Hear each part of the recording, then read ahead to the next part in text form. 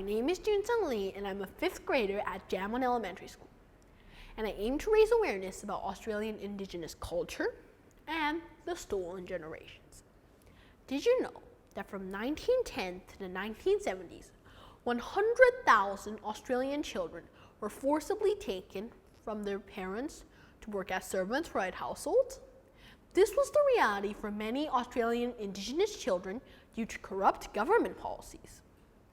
Australia is home to over 250 Indigenous languages, each with idiosyncratic beliefs and practices. It is a place where diversity comes from the prosperity of art, music, dance, and storytelling. Indigenous cultures also have deep connections to their land. They regard this not just as a place they live, but spiritually as a giver of wisdom and a provider of knowledge. Although Indigenous cultures have flourished for some periods of time, they have also had substantial hardships in their history.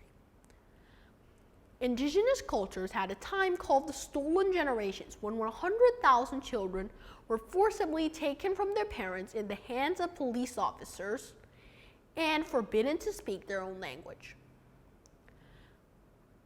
If the parents resisted, they were threatened or punished. This all happened because the government thought that banning Indigenous culture and language would create more civilized children. This was a dark and painful chapter in Australian history, which caused substantial trauma for young children and should never be repeated again.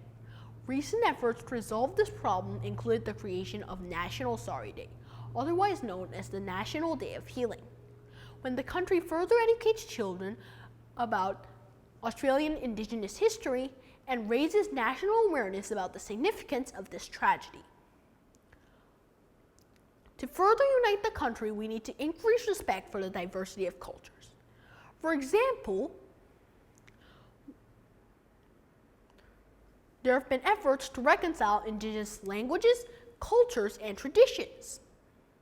But we need further effort from the greater public to solve this problem, actions over words. For example, you can join a campaign and donate to organizations that support Australian Indigenous people and culture. You can also inform yourself by reading books about Indigenous culture, such as Rabbit Proof Fence by Doris Gary Mera. So why not start today? Thank you for listening.